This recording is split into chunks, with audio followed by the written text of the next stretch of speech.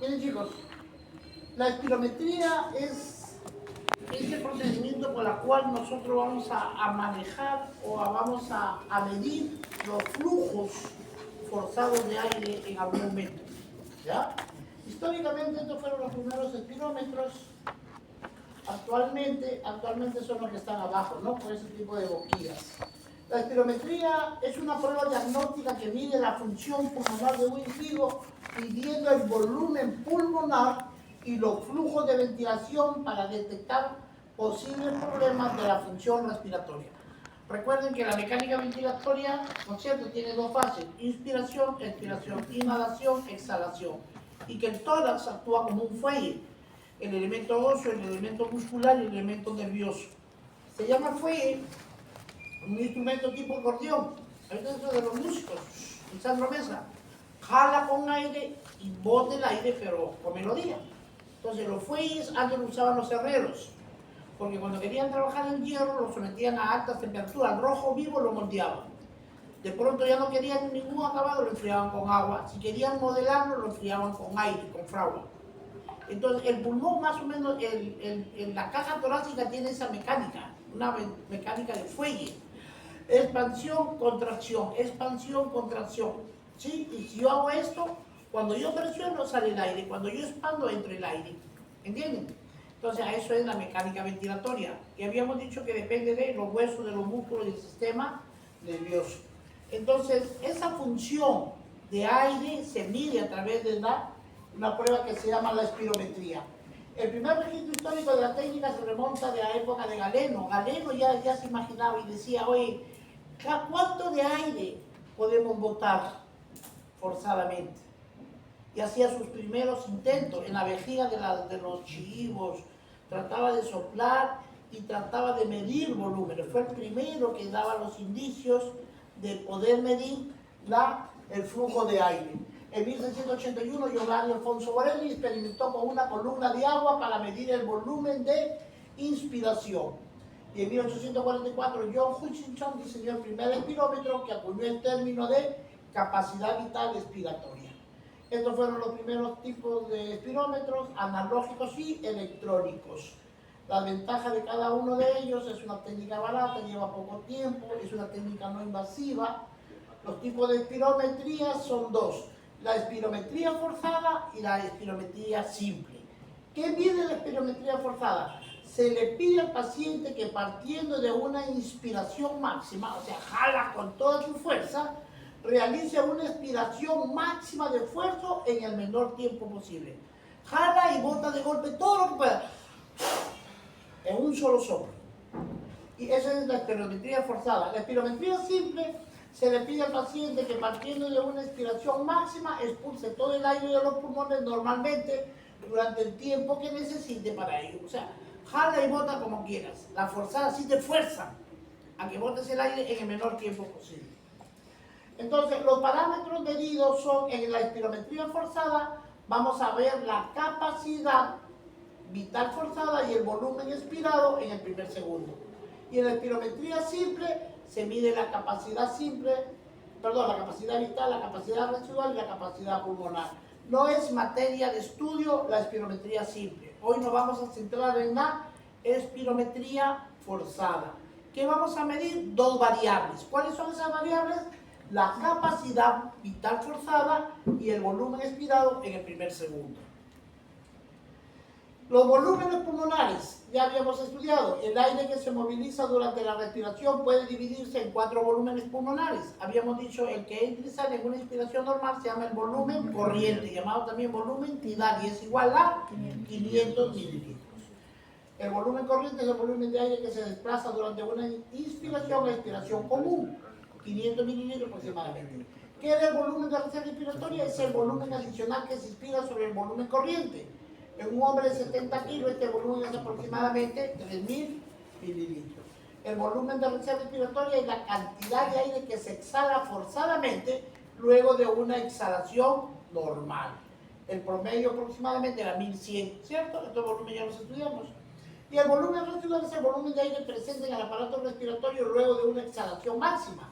Este volumen residual se debe a que los pulmones se mantienen estirados contra la pared torácica por el líquido pleural. Ahora, ¿qué eran capacidades? Habíamos dicho que capacidades son sumas de volumen, de 2 a más. Se llamaba capacidad vital a la suma del volumen de reserva inspiratoria más el volumen de reserva de volumen corriente y el volumen de reserva expiratoria. Es la cantidad máxima de aire que puede movilizarse voluntariamente hacia el interior o exterior del aparato respiratorio en una respiración. Disminuye con la edad. Capacidad pulmonar total, capacidad vital más el volumen residual. Eso sí lo vimos en la... Y finalmente la capacidad inspiratoria, volumen corriente más el volumen de reserva inspiratoria. Y la capacidad residual funcional, volumen de reserva inspiratoria más el volumen residual.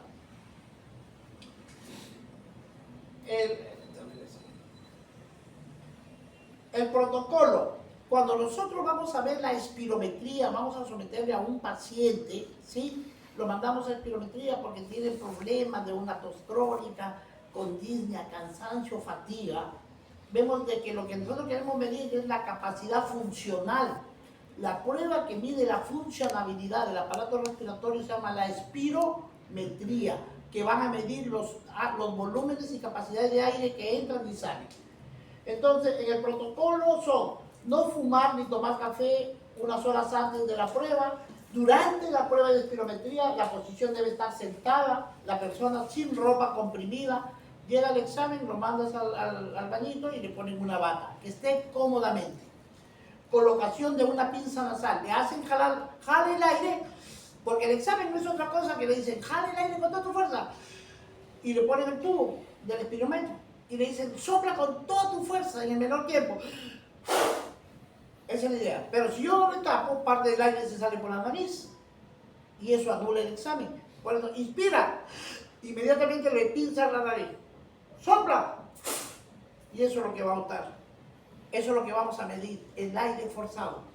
Entonces, durante la prueba, posición sentada con ropa que no comprima, colocación de pinza nasal para que no se escape el aire, inspiración relajada y la colocación de la boquilla. La inspiración forzada que debe durar al menos 6 segundos. En caso de que la prueba sea espirometría simple, la espirometría será relajada y compuesta. En la espirometría forzada es la que estamos viendo. Entonces, ¿en qué consiste? 1.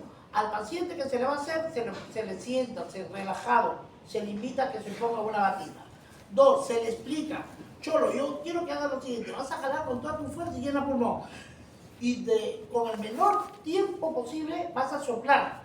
Pero tampoco así y se acabó, no. Mínimo tiene que durar 6 segundos. Mínimo 6 segundos. Si el examen dura menos de 5 segundos, se anuló el examen, no vale. Es un criterio. Espirometría. ¿Cuál es el punto de quiebre mínimo para la prueba de examen espirométrico? Mínimo 6 segundos. Puede durar 7, 8, 9, 10, bueno, ahora. Pero ¿quién va a dar 7 segundos? Botando aire. Pero mínimo 6. Ya, esa es la respiración forzada que queremos hacer. Ahora, el protocolo de organización, finalización de la prueba. El número máximo de expiraciones que se puede pedir al paciente se encuentra entre 8 y 9 tomas. La prueba se finalizará cuando se obtengan 3 curvas de que las diferencias entre la capacidad vital forzada y el volumen de expiración forzada en el primer segundo sea menor al 5 o al 100 mililitros. Finalmente se cogerá aquella prueba que tenga mayor expresión numérica. A ver, por otro lado, se hace una prueba. Nuevamente se hace soplar. Y después de eso, por ejemplo, si yo agarro, suponiendo que es esto, ¿no? Espirométricamente. Yo respiro, sopla, y eso me mide. Es como si con la fuerza que soplé, ¿hasta dónde lo llegué? De repente llegué hasta ahí nomás, porque probablemente estoy con obstrucción. En la segunda prueba me van a hacer lo mismo, pero previamente me dan un inhalador. Puede ser 2 cosas, de que los bronquios se dilaten o no se dilaten. Si se dilatan, mi prueba, si en la primera con los bronquios cerrados soplé y lo empujé hasta ahí, con los bronquios abiertos lo puedo empujar más lejos. O puede ser que aún con inhalador lo vuelva a mover la misma cantidad. O sea, hay patologías que no responden al inhalador. Si responde al inhalador, el diagnóstico de este paciente es asmático. Y si no responde al inhalador, este paciente tiene una enfermedad pulmonar obstructiva crónica. Para eso sirve la prueba. Espirometría. Te hacen jalar y soplar. De aquí ya vamos a ver la mecánica de cuánto vas a soplar. Es la expiración forzada en el primer segundo. Vamos a valorar dos pruebas. La prueba de capacidad vital y la prueba de volumen expiratorio forzado en el primer segundo. Ya, a ver acá, principales, a ver. El patrón, van a haber dos tipos de patrones, de que los bronquios se obstruyan, ¿no es cierto? Es un patrón obstructivo. Generalmente pasa el paciente con asma, con EPOC, procesos granulomatosos, tipo tuberculosis, neumoconiosis, el caso de una micosis pulmonar, los neumoconiones, que son hongos, que generalmente están en la caca de las palomas, de las aves, u otro tipo de patología.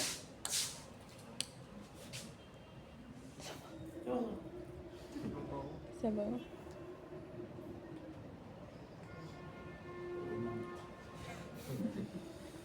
Y los factores restrictivos son los que restringen, no permiten expandir al pulmón. Enfermedad pulmonar difusa, pérdida del tejido elástico, lesiones de la pleura, alteración de la pared del tórax y abdomen van a generar ese patrón obstructivo. Hay dos, el patrón obstructivo y el patrón restrictivo. Y hay un tercero intermedio, el patrón obstructivo restrictivo. Ahora, ¿cuáles son las contraindicaciones del examen? Si yo te voy a decir, sopla con tanto fuerza, va a generar presión en la cara o no. Entonces, ¿cuáles serían las contraindicaciones de la prueba espirométrica? El que si una persona tuvo desprendimiento de retina, ¿lo vamos a hacer soplar? No, porque se desprende la retina. Si una persona recientemente ha tenido cirugía ocular reciente, ¿lo vamos a soplar? No, porque puede haber una complicación con esta prueba de esfuerzo. Si tiene angina inestable, no. Generalmente los que tienen angina inestable se mueven con la actividad física, defecando, bañándose en el acto sexual, o le hacen soplar, se puede morir. Aneurismas, una persona que tiene aneurisma. ¿Qué es un aneurisma? ¿Qué es? Una arteria. Cuando las venas se dilatan, se llaman varices. Cuando las arterias se dilatan, se llaman aneurisma. Y la característica es que es una pared muy fina, muy débil. Es como, viene el tubo y se dilata como un globo. ¿Sí? Y las paredes son muy finas. Por eso que cuando hay aneurismas cerebrales, viene el tubo y se dilata la arteria. Y cuando se dilata es como si fuera una masa, empuja al encéfalo. Y se comporta como si fuera un tumor en crecimiento. ¿Sí? A eso se llama aneurisma, porque genera un efecto de masa, de empuje, de presión, cuando se va expandiendo. Y súbitamente se rompe y hace una UACV hemorrágica. Aneurisma, dilatación de las arterias. Varices, dilatación de las venas. Muy bien. Aneurisma, neumotórax, hemoptisis, falta de colaboración. ¿Cuáles son las limitaciones? Paciente con traqueostomía. Sopla. ¿Cómo lo vamos a someter a la prueba? Problemas bucales, ¿no? Pacientes que están dentados. Va a ser difícil hacer la prueba. Pacientes que tienen hemiplegia, vaya. ¡Sopla! ¡Oh! Me salió el aire por acá. No, hay limitaciones, en ellos no se les puede hacer. Mala comprensión de la maniobra, no entendió. Generalmente los niños, ¿no? Y los niños se aburren rápido. Te mandan a la bici y ya no quieren la prueba. Estado mental deteriorado. ¿Entendiste? Sí. ¡Sopla! ¿Entendiste? Sí. ¡Sopla! Anda loco, a tu casa. Están limitados. Hay personas en las que no se les puede hacer. Entonces la pregunta es, ¿qué medimos en la espirometría? ¿Qué medimos? Medimos dos variables, recuerden. Medimos la capacidad en inglés, es que está de atrás para acá, ¿cierto? Es la capacidad vital forzada. El mayor volumen de aire que puede ser expulsado en maniobra forzada. ese aire que soplo en el primer segundo, ese es el que voy a medir, nada más. Es la expiración forzada en el primer segundo. Eso es lo que vamos a medir, nada más. Es muy tiempo dependiente, el mayor tiempo expiratorio, el valor de la capacidad vital forzada aumentará, por lo que es importante que el tiempo expiratorio sea máximo. El volumen expiratorio forzado en el primer segundo. Eso significa este volumen y la cantidad de aire que sale en la expiración. Inspiración, sí jalo, pero este dice volumen expiratorio, o sea que sale volumen expiratorio forzado en el primer segundo. Eso es lo único que vamos a medir. ¿Entienden? Hay dos variables para que se cumplan. El volumen expiratorio forzado en el primer segundo y la capacidad vital forzada. Un volumen y una capacidad. ¿Se acuerdan que vimos la clase pasada? Volúmenes y capacidades. Hoy vamos a ver la relación entre un volumen y una capacidad. Son las dos variables. ¿Cómo se llama el volumen? Volumen expiratorio forzado del primer segundo. ¿Y cómo se llama la capacidad? Capacidad vital forzada. ¿Sí? Reconozcan las dos variables que van a ser materia de estudio. Ahora, esto quiero que vean esa curva. Tómenle una foto mental. ¿Cierto? Esta primera parte, inspiración. Expiración. Si se dividen tiempos, ¿cuántos tercios tiene la unidad? 3. ¿Cuántos cuartos? ¿Cuántos quintos? ¿Cuántos décimos? ¿Por qué? Porque 3 entre 3, 1. 4 entre 4, 1. 5 entre 5, 1. 10 entre 10, 1. ¿Cuántos tercios tiene la unidad? 3. En el primer tercio es la inspiración. Y la expiración es los 2 tercios restantes en la práctica. ¿Sí? En tiempo, la inspiración tú jalas más rápido. Y cuando jala, es un poco más lento. En relación, la inspiración es una vez y la expiración son 2 veces el tiempo de la inspiración. 1 tercio más 2 tercios están los 3 tercios. Por eso es que cuando llega a la punta es 1 tercio. Hasta ahí llegó la inspiración. Hasta la cúspide, hasta la puntita de ese cerrito, hasta ahí llega la inspiración. Y a partir de ahí viene la expiración, que empieza a ser una caída. Si se dan cuenta, ven, hay una gradiente. Viene una línea recta prácticamente en la caída, ¿no? Ese es el patrón normal de un proceso ventilatorio. Ahora, ¿qué vamos a medir?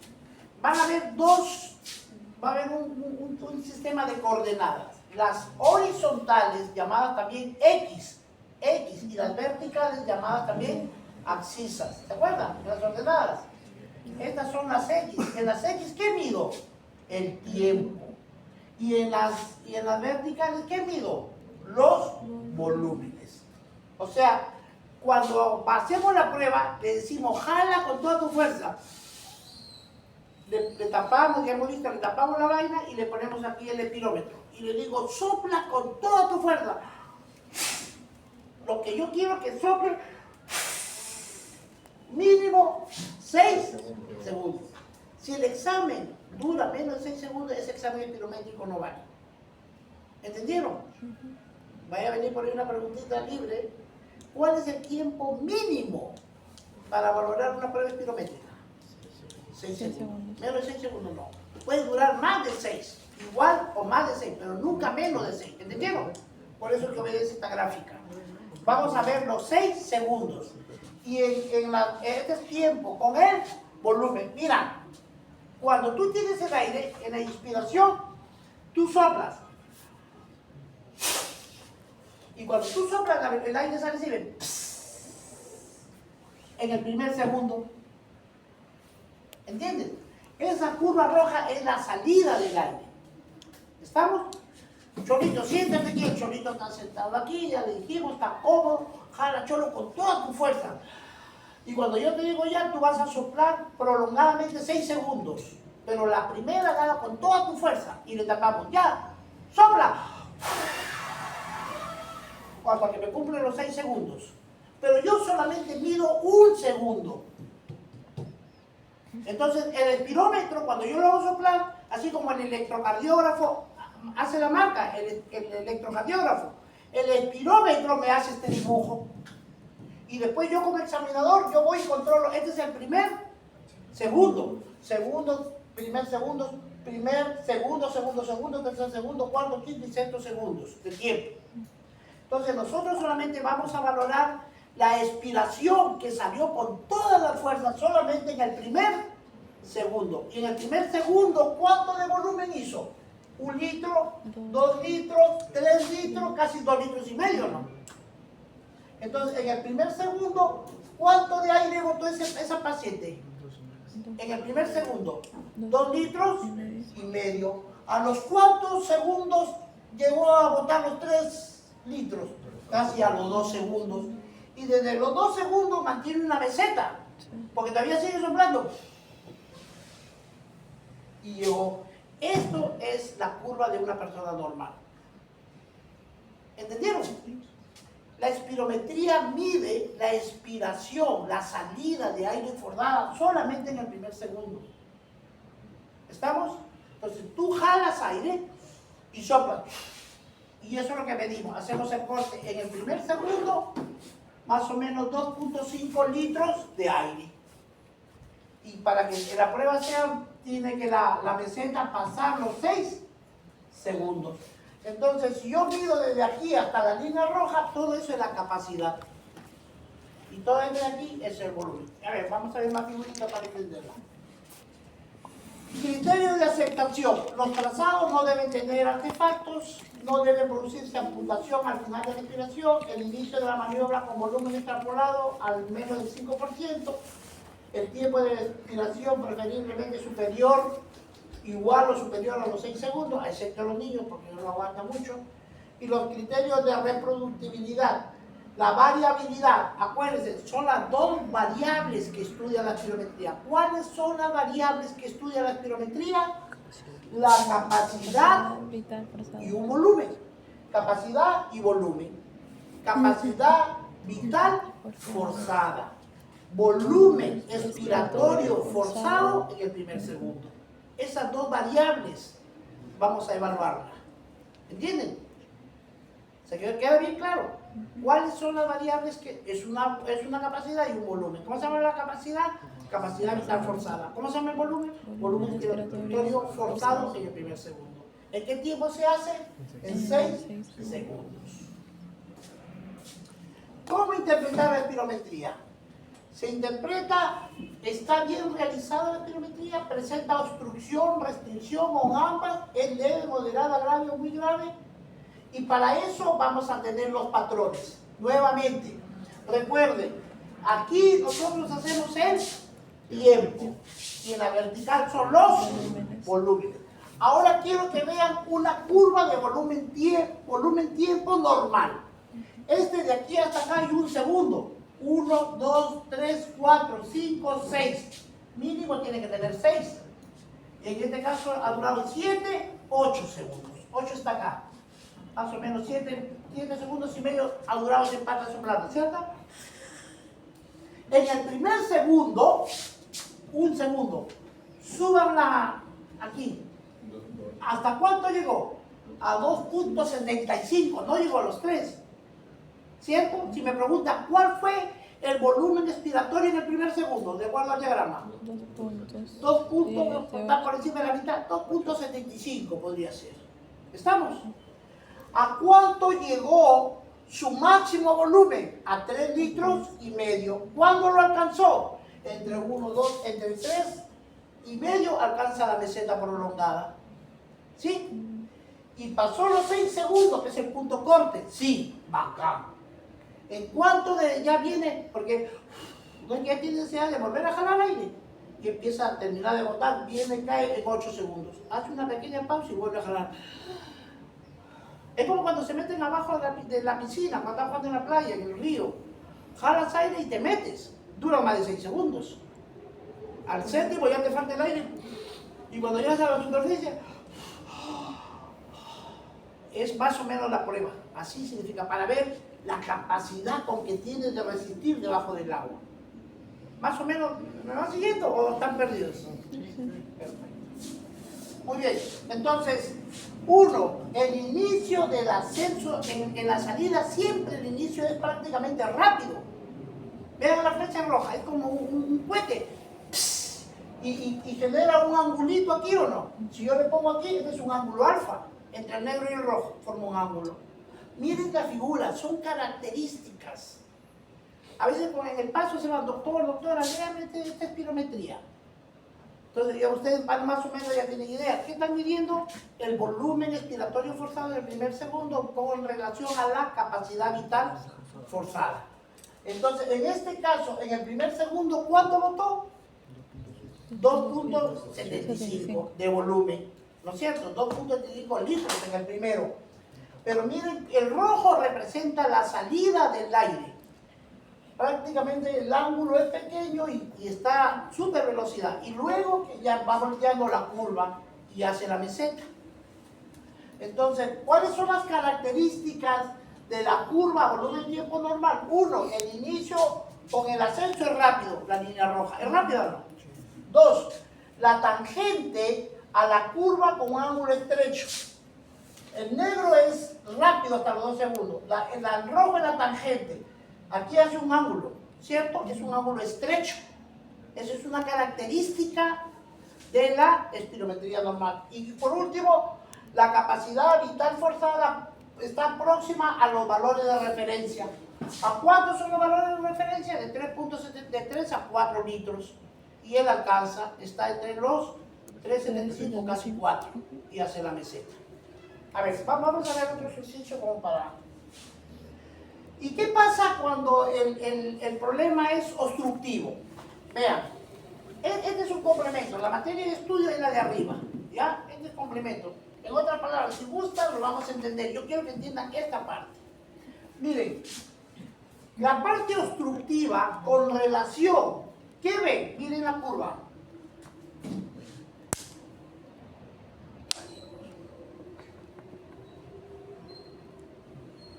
¿Se acuerdan la curva? Mira, en la espirometría sale el aire y luego viene prácticamente en una línea recta, ¿o no? Esa es la curva normal. Y ahora viene en una obstrucción. Sale el aire y debería estar recta, ¿o no? Pero ¿qué ven aquí? Que hace una concavidad. Esa es una señal de una obstrucción. Tiene el mismo ascenso, pero la curva es cóncava. No es recta como en una persona normal.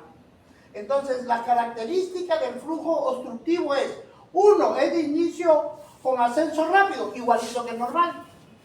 Dos, recorrido pasa lejos de los puntos de referencia, sobre todo la parte media de la curva. Uno, miren, sube y debería estar acá, ¿no es cierto? Miren, uno y miren la curva, cóncava. Forma cóncava hacia el exterior. Y finalización progresiva hasta cerca del punto de referencia de la capacidad vital forzada. Ahora, miren esa curva. Esa es la curva obstructiva. Vean la curva obstructiva. Esa es la normal. ¿Estamos? Ahora la obstructiva. Miren. En el primer segundo, ¿cuánto alcanzó? 2.2, 2.4, no llega a 2.5. ¿Estamos? Una característica. 1, 2, 3, 4, 5, 6. Perfecto. Está bien tomada la prueba, porque tiene que durar mínimo 6 segundos. Si la curva hubiera caído aquí, ese examen no vale. Cumple el criterio. 2. Comparen esta obstrucción con esta normal. Miren la tangente. Desde esta vertical con la línea roja. Miren ese ángulo de separación. Ahora mírenlo.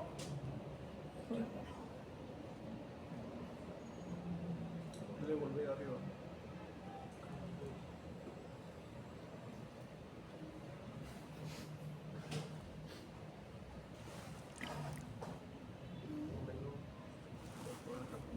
¿Cómo es esto? Suba uno más, creo. ¿A dónde dice volver? A volver. No sé. Voy a ir un poquito para proceder. Ahí, siempre presente. Volver. ¿Qué? Volver otra vez. Escabrísimo.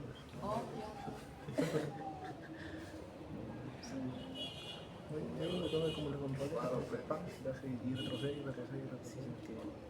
No es volver, volver, volver. Le dio volver y llegó al lado. Pero arriba decía otro volver. Sí, volví. Yo le volví hasta que salga. Menú. Abajo, validar, salir. Apagar.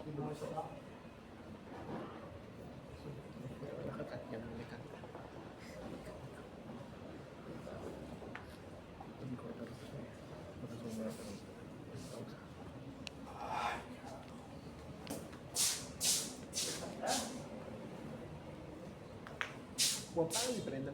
Apaga y prenda.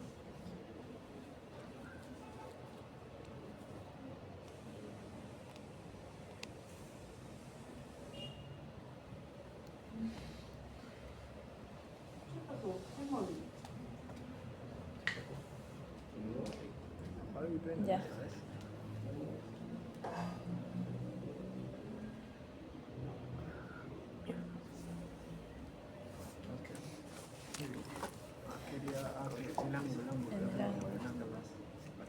Ya, recuerden la curva, ya, bien, imagínense aquí, ya saben, 6 segundos, este es tiempo, este es volumen, este es la tangente, miren el ángulo de la tangente, ¿ya? Mira, en ellos ya prácticamente llegaba por encima de los 2 litros y medio, casi 3. Ahora miren en la obstrucción, ¿qué pasa? El ángulo de tangente se hace más ancho, ¿estamos? El volumen máximo no llega ni a 3, está por casi 2 exactamente, 2.2, ¿sí? Y miren, ¿cuándo llega a alcanzar recién la máxima capacidad? Hasta la línea azul, a los 5 segundos. ¿Estamos? Vean el patrón, repito. Esto es lo normal. Y miren aquí el patrón obstructivo. Inicio de ascenso rápido, tangente a la curva con ángulo más abierto con relación a lo normal. La capacidad vital próxima a los valores de referencia, casi ya en el quinto sexto llega a alcanzar los 4 litros. Y el tiempo expiratorio mayor a 6 segundos, sobre todo en caso de obstrucción moderada a severa, llega. Ahora, la restrictiva. En la restrictiva, miren la restrictiva. En la restrictiva es prácticamente... A ver, ahí está mal Miren, es de inicio rápido, miren, pero el ángulo, miren por dónde está. ¿Hasta dónde llega el volumen en el primer segundo? 1. Ya, ponle cuánto. Este es 1.5, ya, 1.30, 1.50, a lo mucho. Está restringido, pues. ¿Sí? No expande, no llena. ¿Estamos? El inicio con ascenso rápido, la tangente a la curva con ángulo estrecho, la capacidad vital está alejada de los valores de referencia. 1, 2, los valores de referencia es 3, 4. ¿No es cierto? Entonces, a estos patrones, aquí tenemos un resumen para estudiarlo mejor. Miren la curva normal. ¿Cuál es la fórmula obstructiva? Es con relación a la normal, la pendiente o la bajada es cóncava. Y la restrictiva, fíjense, es casi igual que la normal, pero en pequeñito. De que está restringido, no se puede expandir. Miren la normal, llega hasta 8, miren aquí, llega a la mitad 4. ¿Sí? Miren, es la misma figura, pero chiquita. La restrictiva, por ejemplo, nosotros en la práctica, ¿qué es el patrón restrictivo? Es un normal, pero en pequeño, si se dan cuenta. En cambio, como en la obstructiva, la pendiente es en caída recta, la normal, y en la obstructiva es cóncava, ¿sí? Y la mixta tiene, por la curva cóncava es obstructiva, y por pequeñita es restrictiva. ¿Estamos? Patrón normal, patrón obstructivo, patrón restrictivo y patrón mixto. ¿En qué se asemeja el patrón normal con la restrictiva? Tienen la misma forma, sino que este, entre comillas, es diminuta. ¿En qué se diferencia la normal de la obstructiva? La pendiente normal es recta y la otra hace concavidad. Ahora sí, vamos a interpretar valores. Miren, Dice, si yo, ya recuerden que hemos planteado dos variables, ¿ah? Dos variables. ¿Qué variables hemos visto? Una que se llama volumen y la otra se llama capacidad. Esas son las variables. Esta se llama volumen expiratorio forzado en el primer segundo. Por las siglas en inglés. Volumen expiratorio forzado en el primer segundo. ¿Y la capacidad cómo se llama? La capacidad vital forzada. Entonces vamos a valorar aquí, no olviden, un volumen y una capacidad. Entonces estos dos van a establecer relaciones. Si yo divido el volumen sobre la capacidad, o sea, el volumen expiratorio forzado el primer segundo sobre la capacidad vital forzada, si yo lo divido y el resultado me sale igual o mayor al 70% del observador. Aquí hago un paréntesis para explicarles qué es observador. Estos jóvenes están sanos, ¿ya? Yo hago un estudio promedio de una muestra de gente sana. Usted va a hacer mi cuadro de referencia sano. Yo jalo, por ejemplo, chicos de 20 a 30 y separo varones y mujeres sanos de 20 a 30 años. Luego separo de 30 a 40, de 40 a 50 y más. Si mi paciente está entre 20 y 40, tengo que usar los patrones de referencia de los pacientes sanos. O sea, cuando yo digo observado, es con ese grupo de personas normales que se les hizo. Normalmente ustedes son el ejemplo hasta dónde debemos llegar. Y los enfermos llegan a un 70%, 80% de la capacidad de uno normal. Pero tienen que ver coherencia. Si mi paciente tiene 70 años, no lo voy a comparar con muchachos de 20 años que se muere. Si tiene 70 años, tengo que compararlo con un viejito de 70 años. Si tiene 50 años, tengo que compararlo con un grupo de 50 y cuidando el sexo. Porque si es una mujer de 20 con un varón de 20, pues va a estar enferma la del varón, porque el varón tiene más capacidad.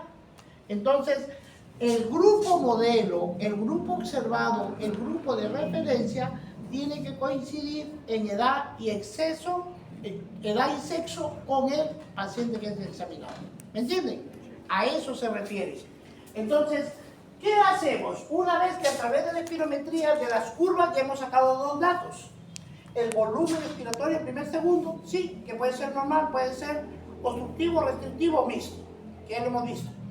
Entonces, yo divido el volumen expirado forzado sobre la capacidad vital forzada. Si ese resultado me sale igual o más del 70% del grupo de personas observadas sanas, si llega al 70% de los sanos, este paciente también es normal. Pero si yo veo que la capacidad vital forzada es igual o mayor del 80% teóricamente de una persona sana, si mi capacidad vital es igual o más del 80% de los sanos, este es un buen dato. Si mi velocidad expiratoria forzada es igual o más del 80% teóricamente de un sano, es normal. Y si la velocidad, la fuerza de expiración forzada, ya esto es menor de 60, es teórico. A ver, vamos a entenderlo con estos planos mejor. Miren, cuando se dice valores numéricos en construcción, para que sea normal, el volumen sobre la capacidad es igual o mayor de 70. Eso es normal. Estos son valores normales. ¿Entienden? Si yo divido a esta variable, la variable volumen sobre capacidad, para considerarlo normal, tiene que ser igual o mayor al 70%. Pero si yo divido el volumen expiratorio forzado al primer segundo sobre la capacidad vital y me sale menos del 70%, el patrón es obstructivo. Entonces, la primera característica para decir que un patrón es obstructivo, cuando yo divido el volumen expiratorio forzado del primer segundo entre la capacidad es menor de 70, el patrón es obstructivo.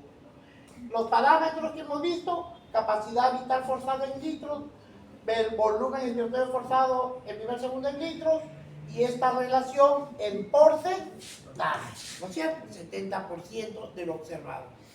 Para que sea normal es igual o mayor de 70 y si es menor de 70 es obstructivo. ¿Entendieron? Ahora, a esa relación tiene un nombre que aquí lo vamos a ver, no me acuerdo exactamente el nombrecito. A ver. Es un índice.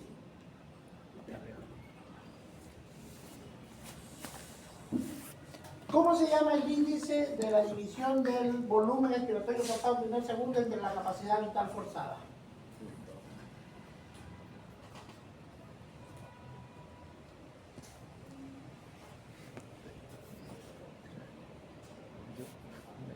¿Encontraron?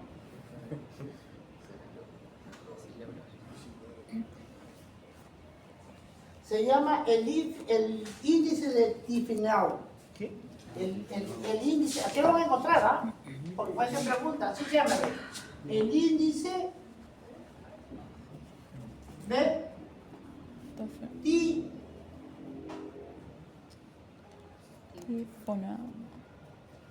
Tiffinau. Algunos le dicen, es francés, el índice de Tiffinau. Cuando le preguntan, ¿qué es el índice de Tiffinau? El índice de Tiffinau, el índice es la relación que existe entre el volumen expiratorio forzado del primer segundo sobre la capacidad vital forzada. De esto me sale un número, a ese número se llama el índice de Tiffinau. ¿Entendieron? Este es el índice de Tiffinau, es el volumen expiratorio forzado en el primer segundo entre la capacidad vital forzada. A este índice, que va a salir un X, se llama el índice de Tiffinau. ¿Estamos? Entonces, para que el primer parámetro para decir de que un patrón es obstructivo, recuerden, para valores normales, ¿cuándo se dice que una espirometría es normal? Cuando el índice de Tiffinau es igual o mayor al 70%. Si el índice de Tiffinau sale menor de 70, estoy frente a un cuadro obstructivo. Y si el índice de Tiffinau es igual o mayor de 70, es normal. Hasta ahí vamos bien. ¿Te acuerdas que era el índice restrictivo era igual que el patrón normal? Es normal, pero ¿dónde está su capacidad? La capacidad es menor de 80. A ver, en los anteriores, miren, en el normal, para que sea normal, el índice de Tiffinau es mayor o igual de 70. Para que la capacidad vital forzada sea normal, la capacidad sea normal debe ser igual o mayor de 80. Y el volumen debe ser mayor o igual de 80. Estos tres nada más. Mayor de 70, mayor de 80 a 80. Ahora miren acá. En la obstrucción, ¿qué va a haber? El índice de Tiffinau. Si sale menor de 70, de arranque le ponemos etiqueta. ¿Cómo se llama? Obstructivo. Y si sale 70, en el normal también sale 70. Pero los demás deben estar por encima de 80. Si los dos, si la capacidad es menor de 80 y el otro puede ser normal o menor de 80, es restrictivo. ¿Se acuerdan? Sí, entiende. Estamos en sí. Tiene por valores, pues, 70, 80. Miren aquí, es normal y este tiene un modelo de normal. Por eso el índice de Tiffinau es normal, mayor de 70. Pero en el normal, la capacidad y el volumen deben ser mayor de 80. Y acá es menor de 80 porque es pequeñito y restrictivo. ¿Me va a entender? Sí. En cambio, con el obstructivo, si Tiffinau es menor de 70, de arranque de etiquetas, patrón obstructivo. Pero si tú encuentras el índice de Tiffinau igual o mayor de 70, tú dices normal, este también. Pero para que sea todo normal, tanto el volumen como la capacidad deben ser igual o mayor de 80. En este no. La capacidad forzadamente, no es que no, la capacidad, en un restrictivo, está limitada, pues. ¿Entiendes? Un paciente normal, su capacidad, en un restrictivo, su capacidad El pulmón quiere estirarse, pero el tejido le restringe la capacidad de expandirse. Por eso la característica del restrictivo, su capacidad siempre es menor de 80%. Pero ¿en qué coincide el restrictivo del normal? Que el índice de Tiffinov en los dos es igual o mayor de 70. ¿Y en qué radica su diferencia? En el restrictivo le restringe la capacidad de expandirse. El signo patognomónico va a ser que el síndrome restrictivo siempre su capacidad va a ser menor del 80%. ¿Quedó claro? Muy bien. Entonces, vean, nuevamente repasamos. El volumen sobre la capacidad es el, ¿cómo se llama ese índice? El índice de Tiffinov. Es igual o mayor a 70. ¿Qué otro parámetro tienes que valorar? Las otras dos variables que venimos estudiando, todas tienen que ser normales. Y para que sean normales,